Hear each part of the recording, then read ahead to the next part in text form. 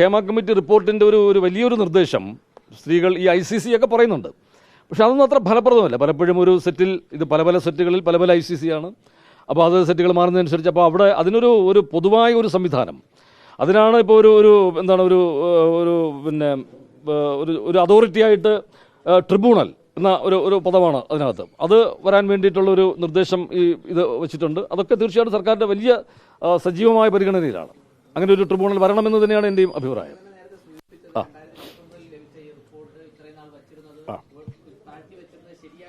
അത് താഴ്ത്തി വെച്ചു എന്നുള്ള ഒരു അഭിപ്രായമല്ല. അതിനകത്ത് ഒരുപാട് സാങ്കേതികമായ തടസ്സങ്ങളുണ്ട്. ഒന്ന്, ഞാൻ പറഞ്ഞല്ലോ നേരത്തെ അവർ കൊടുത്ത ഒരു കത്ത്, രണ്ട്, വിവരാവകാശ കമ്മീഷണറായിരുന്ന വ്യക്തിയുടെ ഒരു ഉത്തരവുണ്ട്.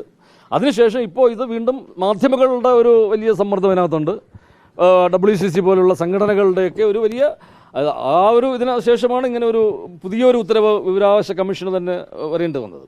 ഗവൺമെന്റിന് അതിനകത്ത് പ്രത്യേകിച്ച് എന്തെങ്കിലും താല്പര്യമുള്ളതായിട്ട് ഞാൻ കരുതുന്നില്ല.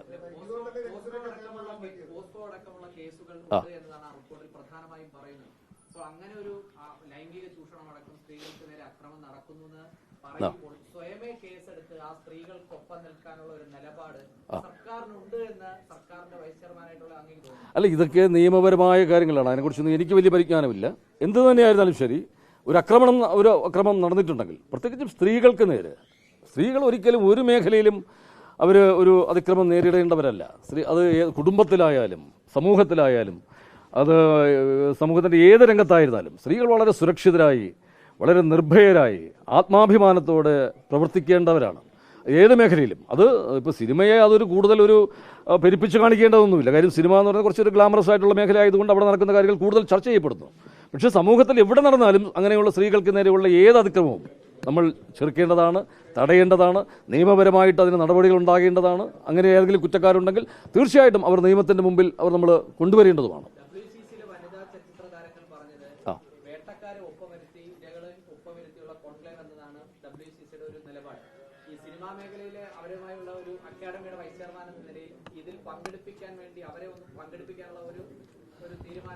തീർച്ചയായിട്ടും ഇത് അവർക്ക് കൂടി വേണ്ടിയിട്ടാണല്ലോ. ഞാനതല്ലേ പറഞ്ഞത്. ഇതിപ്പോൾ ഇത് ഗവൺമെൻറ് വളരെ ഒരു നല്ല ഉദ്ദേശത്തോടു കൂടി ചെയ്യുന്നു.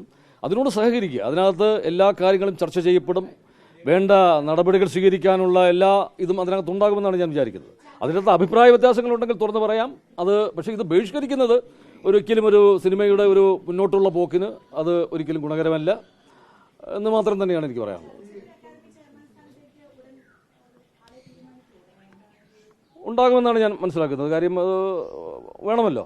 ആ ഒരു സംവിധാനത്തിന് തീർച്ചയായിട്ടും അങ്ങനെ വേണം. അത് എത്രയും പെട്ടെന്ന് തന്നെ അതിനകത്ത് ഒരു തീരുമാനം ഉണ്ടാകുമെന്നാണ് ഞാൻ കരുതുന്നത്.